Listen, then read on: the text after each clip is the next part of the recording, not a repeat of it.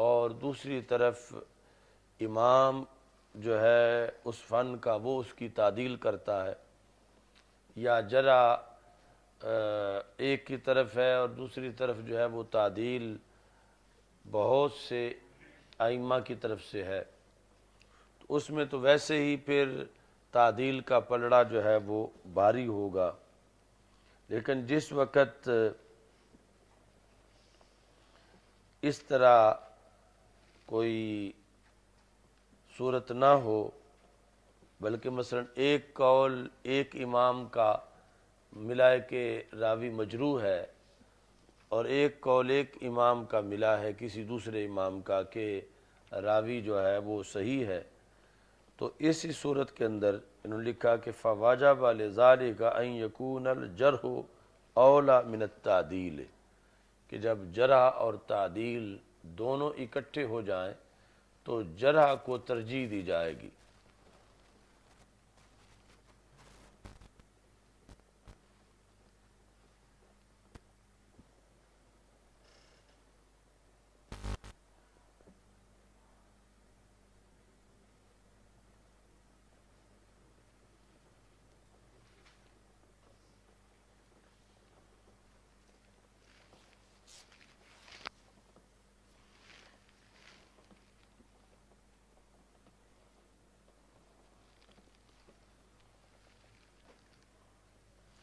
اور اس میں یہ بھی دیکھا جائے گا کہ مثلا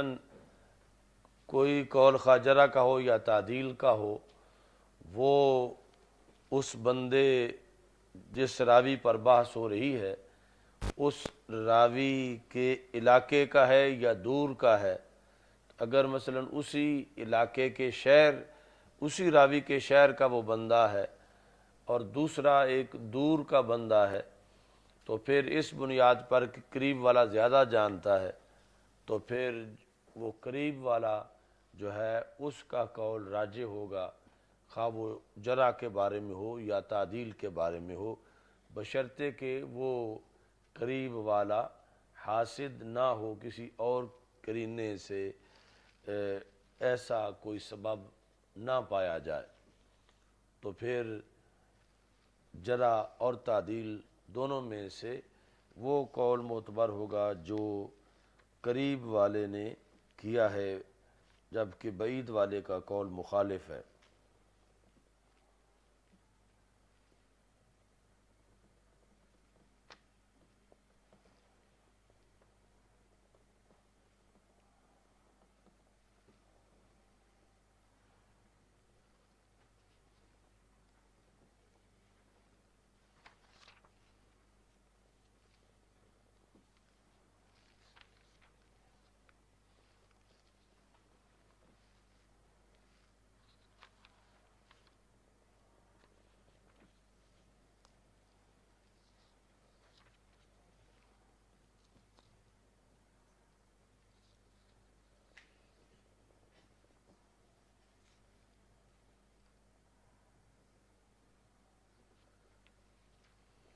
باقی یہ آگے علیحدہ اصول ہے کہ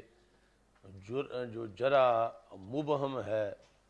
وہ کافی نہیں ہے، بلکہ جرح مفصل ہونی چاہیے۔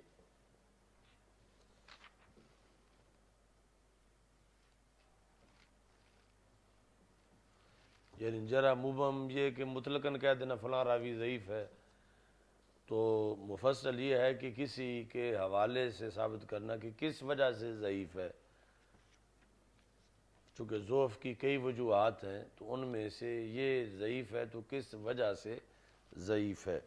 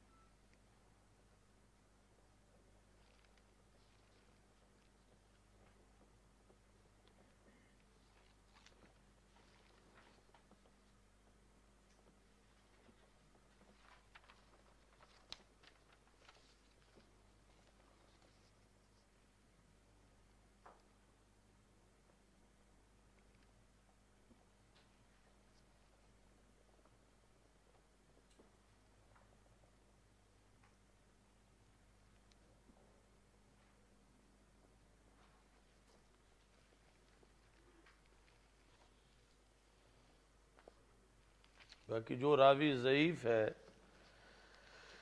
اس میں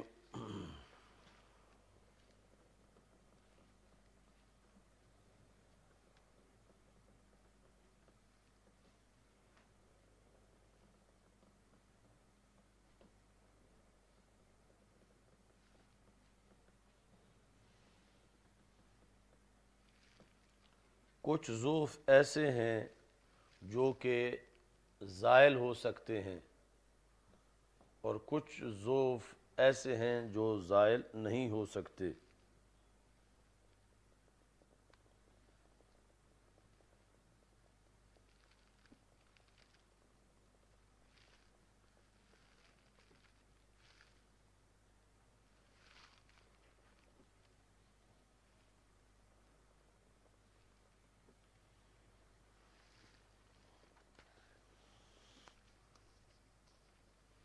یہ ابن اصلاح نے مقدمہ ابن اصلاح کے اندر 21 صفحے پہ یہ لکھا ہے۔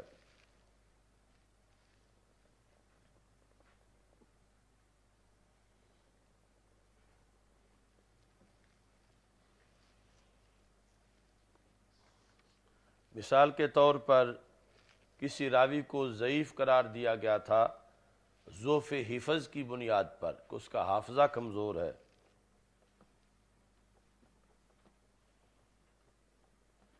لیکن اس پر اتفاق تھا کہ وہ اہل صدق و دیانہ میں سے ہے، یعنی اس کی صداقت، امانت، دیانت میں کوئی فرق نہیں، صرف حافظہ کمزور ہے۔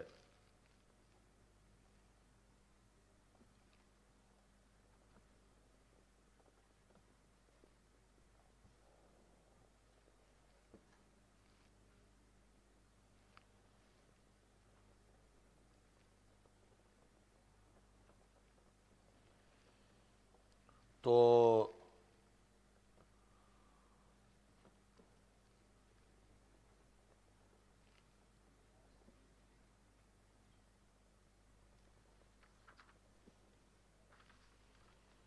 یعنی اصل یہ بات ہے کہ ایک ضعیف حدیث اگر ضعیف راوی سے جو روایت ہے تو کیا ایسا ہو سکتا ہے کہ اس کی کوئی اور سندیں مل جائیں تو اس کی وجہ سے ضعف دور ہو جائے؟ تو اس کو کچھ محدثین نے اس طرح کہا ہے کہ یعنی جس طرح چند دھاگے کمزور سے علیحدہ علیحدہ ہوں تو وہ کمزور ہوتے ہیں، جب انہی کی رسی بنا دی جائے تو پھر مضبوط ہو جاتے ہیں، وہ اس میں قوت آ جاتی ہے۔ تو اسی طرح یعنی روایت حدیث کے لحاظ سے محض اگر ایک سند ہو کسی حدیث کی اور وہ کمزور ہو تو پھر تو اسی طرح کمزور رہے گی، اور جب اس حدیث کی کئی سندیں ہوں اگرچہ وہ ساری کمزور ہوں تو مجموعی طور پر اس کے اندر جب اکٹھی اس ایک حدیث کو بیان کر رہی ہیں تو مجموعی طور پر اس میں قوت آ جائے گی۔ یہ ایک ضابطہ ہے بعض کے نزدیک۔ اب یہاں پر ابن صلاح نے یہ کہا کہ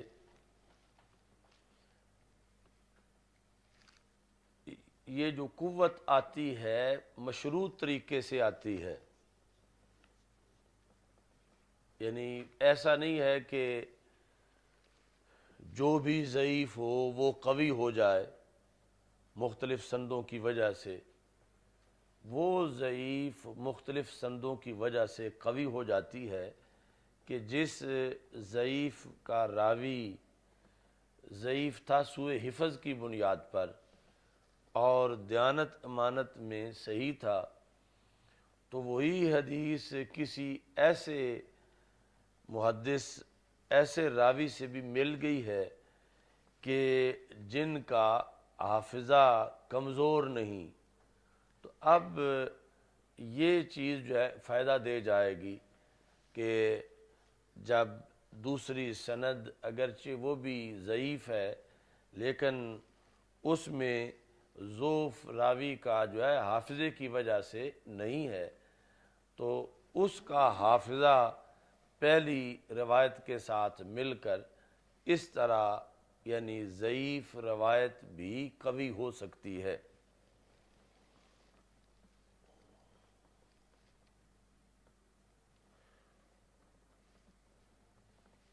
یعنی یہ ہوگا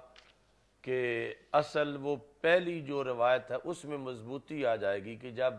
ہمیں اور طریقے سے مل گیا ہے کہ جس کا حافظہ صحیح تھا اس نے بھی یہی لفظ روایت کیے ہوئے ہیں، یہ حدیث روایت کی ہوئی ہے، تو اگرچہ اس کا معیار اس کے راوی کے برابر نہیں ہے، تو اس کا حافظہ اس پہلے راوی کے ساتھ شمار کرتے ہوئے یہ سمجھا جائے گا کہ اب یہ حدیث ضعیف نہیں رہی بلکہ قوی بن گئی ہے۔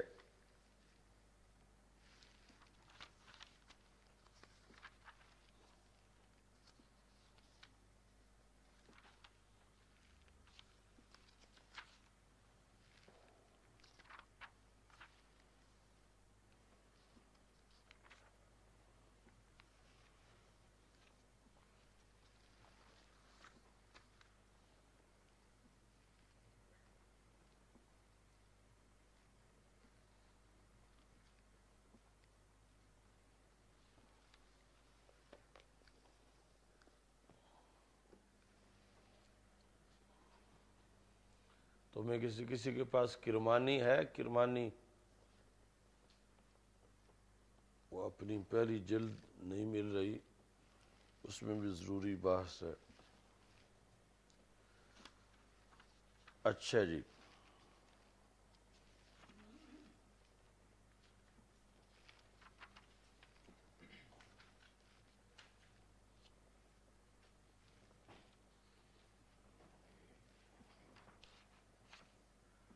حجیت حدیث۔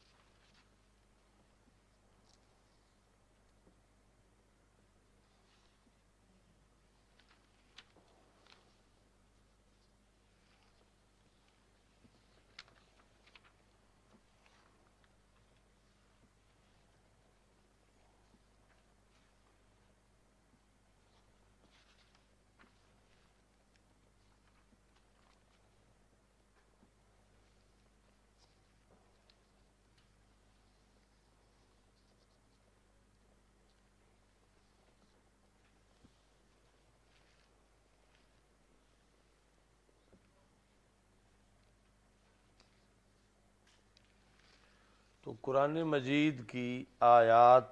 کی کئی قسمیں ہیں جس سے حجیت حدیث ثابت ہوتی ہے۔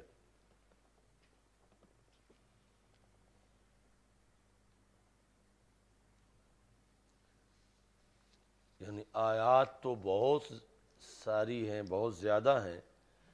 یہ ان آیات کی اقسام ہم بیان کر رہے ہیں۔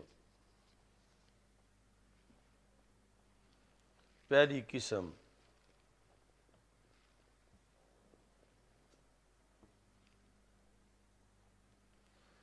وہ آیات جو کہ رسول اکرم صلی اللہ علیہ وسلم پر ایمان لانے کی فرضیت کو ظاہر کرتی ہیں۔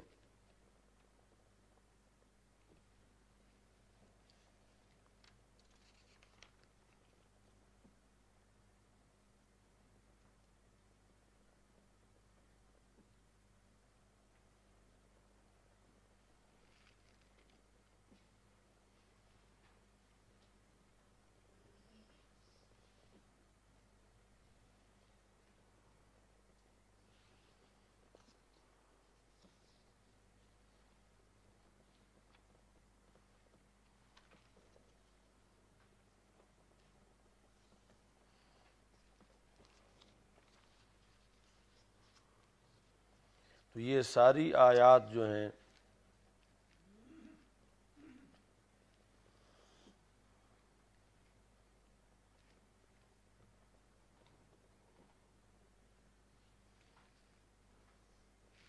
ان کا خلاصہ یہ بنتا ہے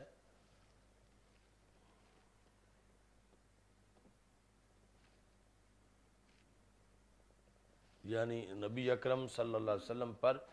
ایمان لانے کا مطلب یہ ہے کہ رسول اکرم صلی اللہ علیہ وسلم کی ایک تو رسالت پر ایمان لایا جائے، اور دوسرا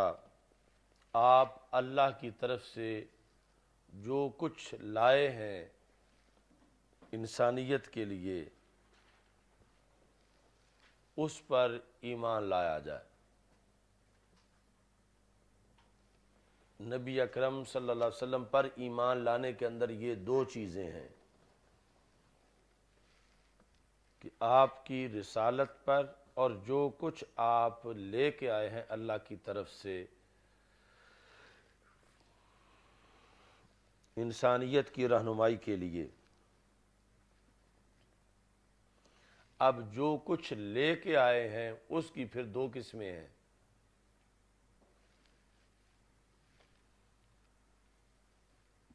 کچھ وہ چیزیں ہیں جن کا ذکر قرآن میں واضح طور پر موجود ہے،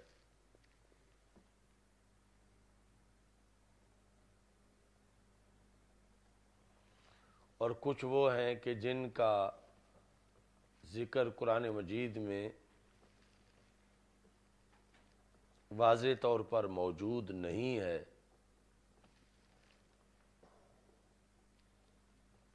مثلا نماز کا ذکر ہے تو نماز کی رکعتوں کا ذکر نہیں ہے۔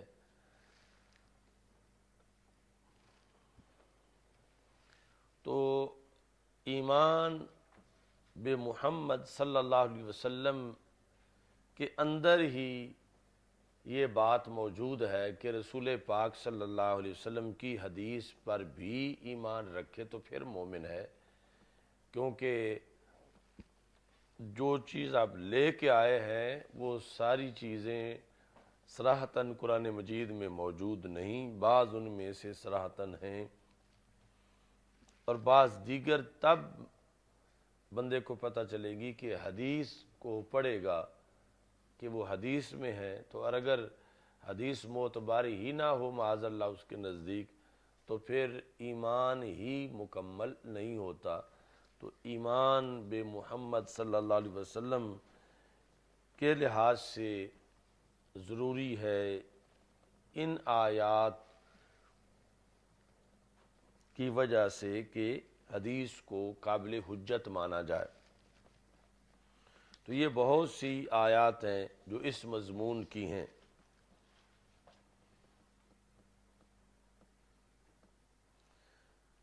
فآمنوا باللہ ورسولہ والنور الذی انزلنا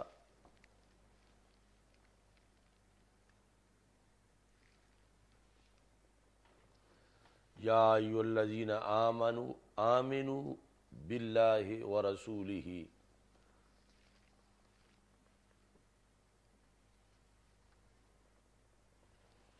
انما المؤمنون الذین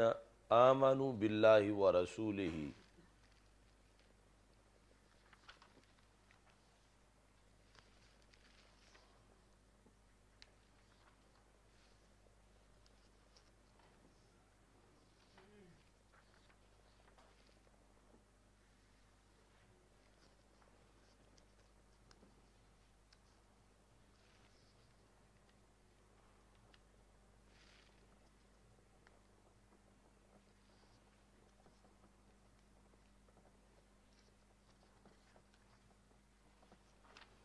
اسی لیے وہ جو مشہور آیت ہے فلا وربک لا یؤمنون حتی یحکموک فیما شجر بینہم، تو یہاں پر ایمان کی نفی کی گئی ہے اس بندے کی کہ ایمان کی نفی ہے کہ جو رسول اکرم صلی اللہ علیہ وسلم کی طرف سے کیے گئے فیصلے کو تسلیم نہیں کرتا۔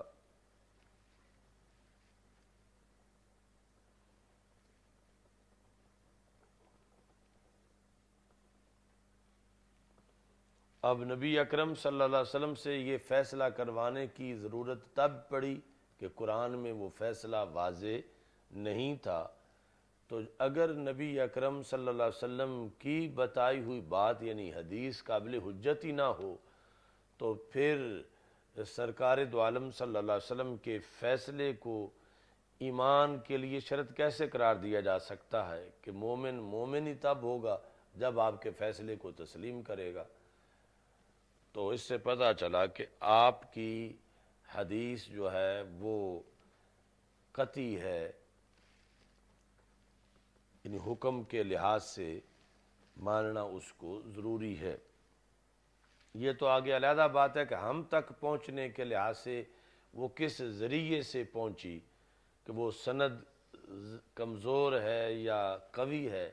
لیکن نبی اکرم صلی اللہ علیہ وسلم کی زبان مقدس سے جو لفظ صحابہ رضی اللہ تعالی عنہم نے براہ راست سنے، جہاں راوی کا کوئی دخل نہیں تھا، تو وہ یوں ہی قطعی تھے جیسے قرآن کی آیت قطعی ہوتی ہے۔ یعنی یہ قسم حدیث کی یہ ہم تک پہنچنے کے لحاظ سے بنی ہے کہ فلاں ضعیف ہے، فلاں جو ہے وہ متواتر اور قطعی ہے۔ نبی اکرم صلی اللہ علیہ وسلم کی زبان سے نکلنے کے لحاظ سے ہر حدیث ہی قطعی ہے، اور اس پر ایمان ہو تو پھر بندہ مومن ہو سکتا ہے، جس طرح کہ اس آیت میں بھی واضح طور پر فلا وربک لا یؤمنون کہہ کر اس بندے کے ایمان کی نفی کر دی گئی کہ اگرچہ وہ سارا قرآن مانتا ہو، نماز روزہ کرتا ہو، حج زکوٰۃ کا پابند ہو، لیکن رسول پاک صلی اللہ علیہ وسلم کا فیصلہ جب اس بندے کا کسی سے جھگڑا ہوا اور فیصلہ سرکار دو عالم صلی اللہ علیہ وسلم نے کیا، تو اس نے جب وہ فیصلہ تسلیم نہیں کیا تو اس پر باقی ساری چیزیں ماننا وہ فائدہ مند نہیں ہوگا، کہ ان کی وجہ سے یہ مومن نہیں بنے گا۔ مومن تب بنے گا جب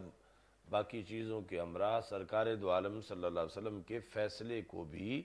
تسلیم کرے گا۔ اب فیصلہ جو ہے نوبت کیوں آئی کہ سرکار فیصلہ کرے، کہ قرآن کی جو آیتیں اتری ہوئی تھیں ان میں واضح کسی آیت میں تو فیصلہ لکھا ہوا نہیں تھا،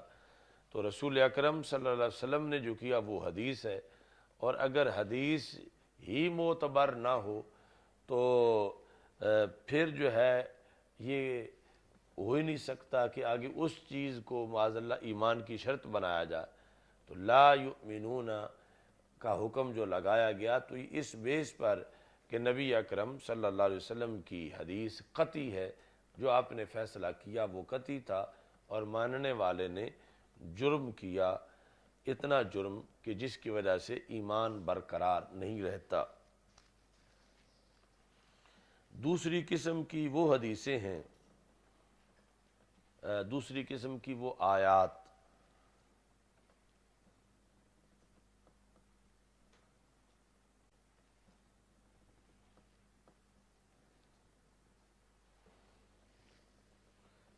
کہ جن کا مضمون ہے کہ اللہ تعالیٰ نے اپنے بندوں کے لیے جو فیصلے کیے ہیں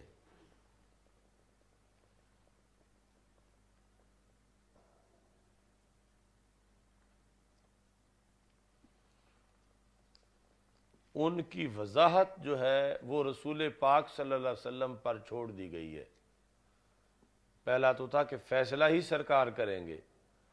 آگے ہے کہ فیصلہ تو رب نے کیا ہوا ہے لیکن اس فیصلے کی وضاحت نہیں ہے،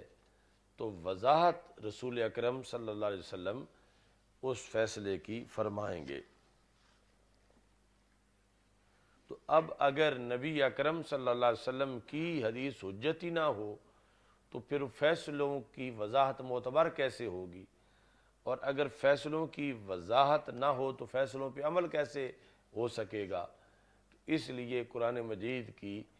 یہ جو آیات کی قسم ہے اس سے بھی پتہ چلتا ہے کہ حدیث کے بغیر گزارا نہیں ہے۔ مثلا سورہ نحل میں ہے، اللہ تعالیٰ فرماتا وَأَنزَلْنَا إِلَيْكَ الذِّكْرَ لِتُبَيِّنَ لِلنَّاسِ مَا نُزِّلَ إِلَيْهِمْ وَلَعَلَّهُمْ يَتَفَكَّرُونَ کہ ہم نے آپ کی طرف ذکر کو نازل کیا لِتُبَيِّنَ لِلنَّاسِ تاکہ آپ لوگوں کے سامنے اس کی تشریح کریں. کس کی؟ ما نزل الیہم، جو لوگوں کے لیے نازل کیا گیا ہے آپ اس کی تشریح کریں اور پھر وہ اس میں غور و فکر کریں. یعنی ویسے تو جو اولین لوگ سامنے موجود تھے سارے وہ تھے جن کی مادری زبان ہی عربی تھی، تو عربی میں ہی قرآن اتر رہا تھا، تو اس لحاظ سے تو وہ سارے سمجھ رہے تھے. لیکن یہ کہ احکام کی تشریح کیا ہے، یہ مثلا لفظ صلاۃ کا معنی تو ان کو آ رہا تھا، مگر رکعتوں کا تو پتہ لفظ صلاۃ سے نہیں چل رہا تھا، یا طریقہ اس کا کیا ہے. تو اس بنیاد پر یعنی تبیین جو ہے اور تشریح یہ باقی تھی ابھی. تو اگر رسول اکرم صلی اللہ علیہ وسلم کا فرمان حجت نہ ہو تو پھر تشریح معتبر کیسے ہوگی، جبکہ تشریح کے بغیر گزارا نہیں. تو اس بنیاد پر یہ دوسری قسم کی آیات بھی ثابت کرتی ہیں کہ رسول اکرم صلی اللہ علیہ وسلم کی حدیث بڑی ضروری ہے اور قابل حجت ہے.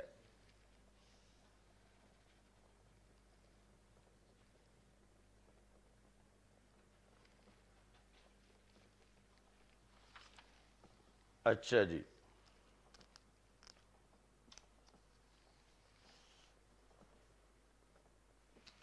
تیسری قسم کی وہ آیات ہیں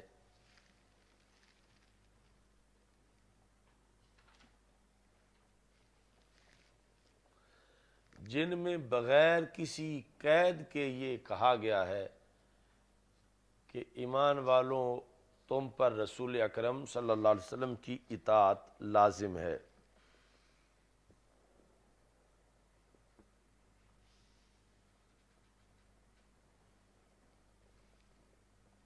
یعنی آپ جو حکم دیں وہ تم عمل کرو اور جس سے روکیں اس سے تم رک جاؤ.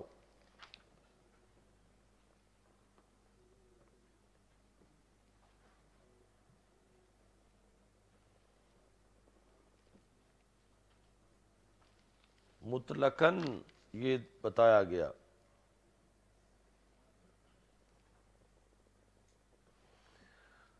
جس میں ہے وَأَطِيعُوا اللَّهَ وَالرَّسُولَ لَعَلَّكُمْ تُرْحَمُونَ.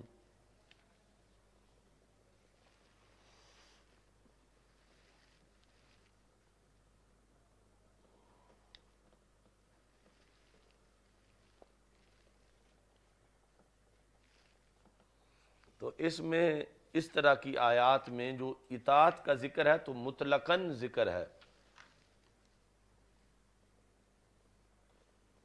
بغیر کسی قید کے اور بغیر کسی شرط کے.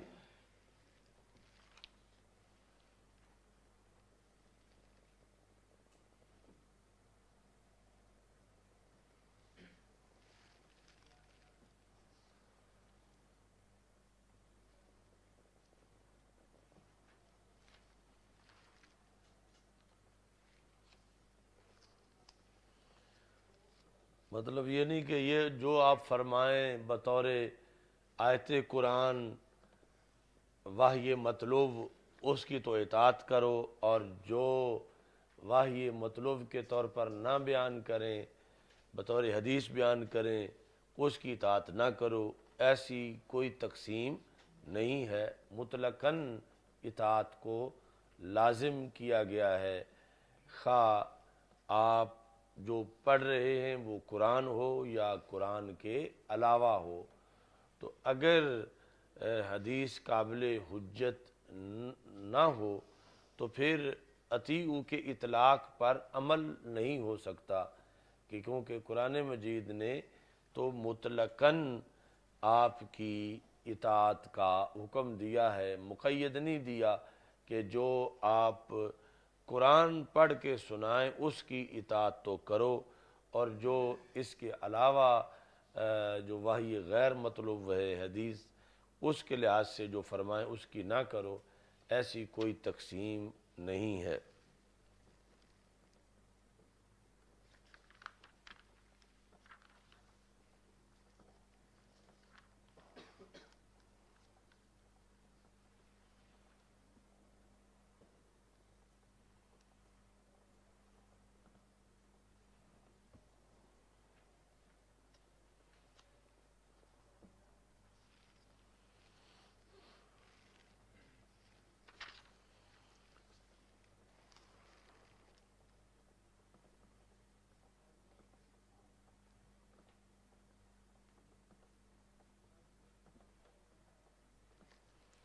یہ بھی بہت سی آیات ہیں جن سے حجیت ثابت ہوتی ہے۔ چوتھی قسم،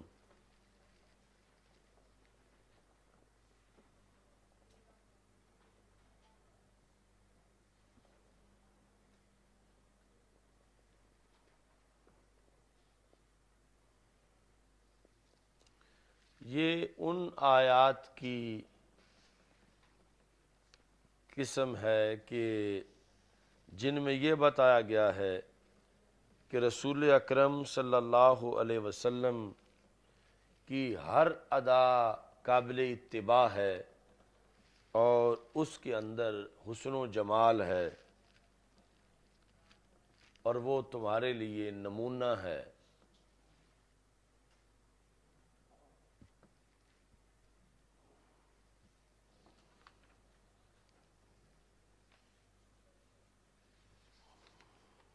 مثال کے طور پر قل ان کنتم تحبون اللہ فاتبعونی یحببکم اللہ، تو فاتبعونی تم میری اتباع کرو، تو یہاں کوئی تقیید نہیں ہے کہ نماز روزے کے مسئلے میں تو میری اتباع کرو باقی نہ کرو۔ فاتبعونی یہ علی الاطلاق ہے کہ میرا قول فعل عمل جو تمہیں ملے تم اس کی اتباع کرو۔ تو اس سے یہ پتہ چلا کہ رسول اکرم صلی اللہ علیہ وسلم کی ہر ادا ہی خوبصورت ہے، اور اس کے اندر جو اس کی پیروی کرے گا اس کا فائدہ ہے، اور آپ کی ہر ادا جو ہے وہ اللہ کو پسند ہے۔ ایسے ہی لقد کان لکم فی رسول اللہ اسوۃ حسنہ،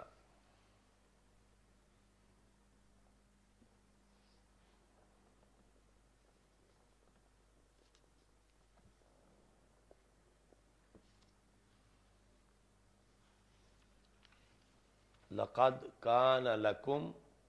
فی رسول اللہ، تو یہاں یہ نہیں ہے کہ فی قراءت رسول اللہ، کہ رسول اکرم صلی اللہ علیہ وسلم جو قرآن پڑھ کے سنائیں اس میں تمہارے لیے بہترین نمونہ ہے، تو پھر یعنی قرآن کے علاوہ جو آپ کے ذاتی طور پر اعمال سنتیں ہیں اس کی نفی ہو، ایسا ہرگز نہیں ہے۔ تو مطلب یہ ہے کہ تمہارے لیے نبی اکرم صلی اللہ علیہ وسلم کی ہر ادا میں، وہ کھانا ہو، پینا ہو، لکھنا ہو، پڑھنا ہو، اٹھنا ہو، بیٹھنا ہو، اس کے اندر بہترین نمونہ موجود ہے۔ تو اگر اس بہترین نمونے کو فالو کرنا، اتباع کرنا ہی جائز نہ ہو تو پھر اس حکم پہ عمل کیسے ہو سکتا ہے؟ یعنی اگر وہ قابل حجت ہی نہ ہو، قابل اعتبار ہی نہ ہو، مستند ہی نہ ہو وہ ادا شرعی طور پر، تو پھر اس کے بارے میں اتباع کا حکم کیسے ہو سکتا ہے؟ تو پتہ چلا کہ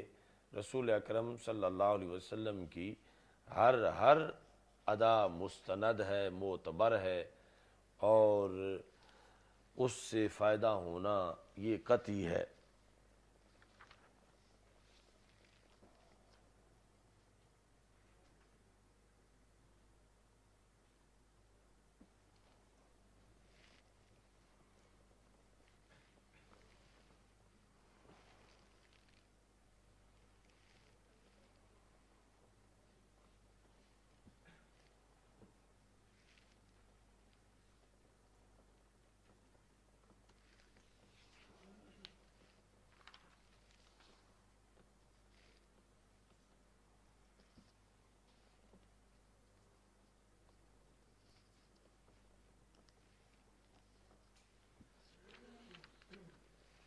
پانچویں قسم کی آیات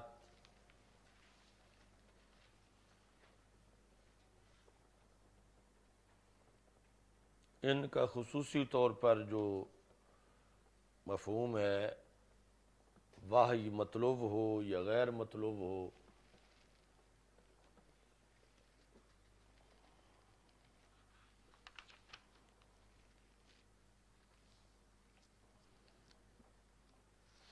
اگرچہ پہلے بھی ضمناً اس کا ذکر آیا ہے، تو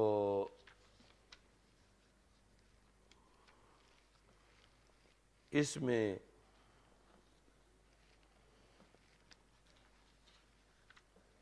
بھی حجیت حدیث موجود ہے۔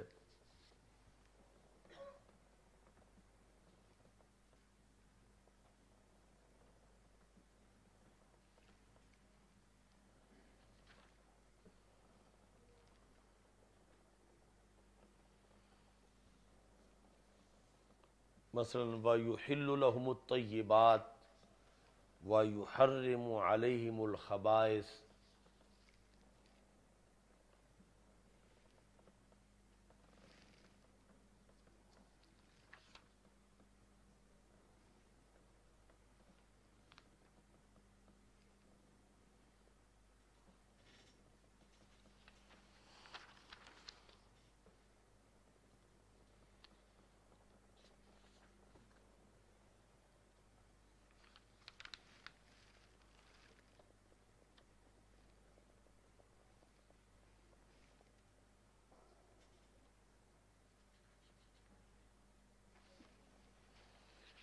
اور بلغ ما انزل الیک من ربک،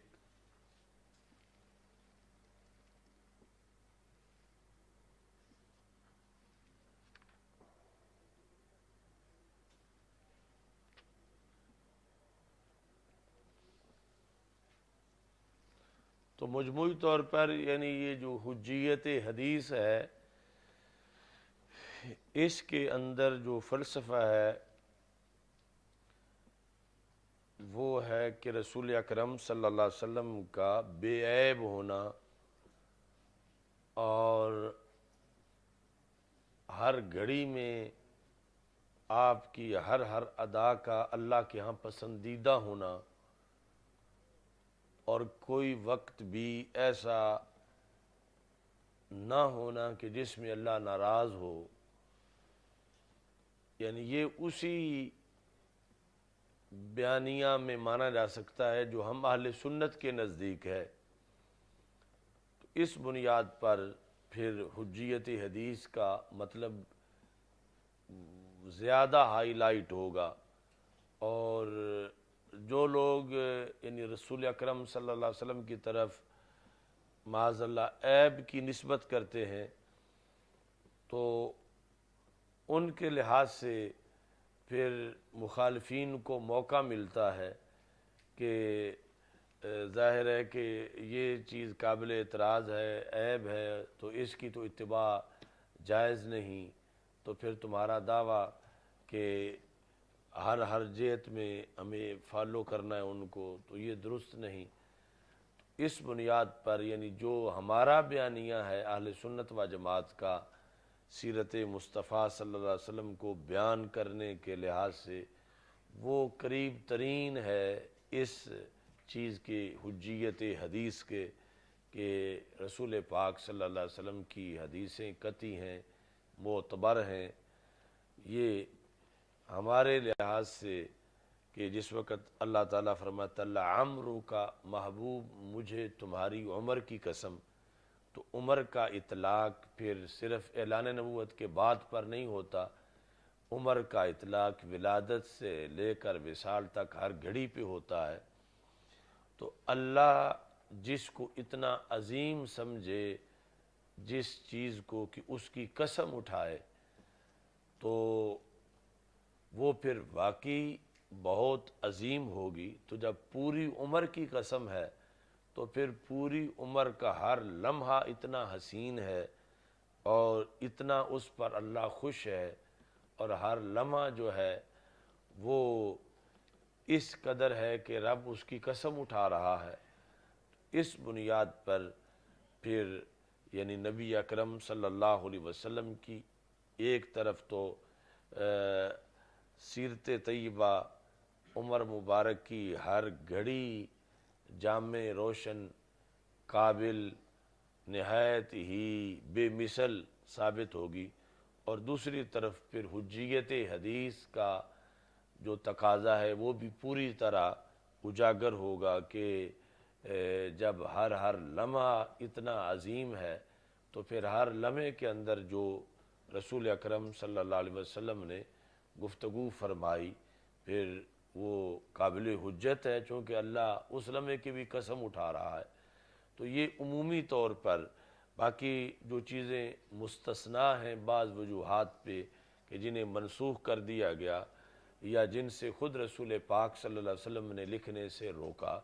تو اس سے اس پر کوئی اثر نہیں پڑتا، چونکہ یہ بالعموم جو نبی اکرم صلی اللہ علیہ وسلم کی حالتیں ہیں اور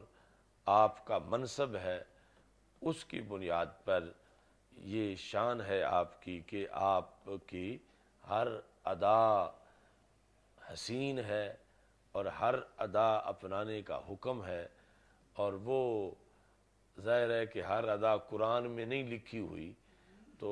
پھر اگر حدیث حجت نہ ہو تو پھر اس کو اپنایا کیسے جا سکتا ہے؟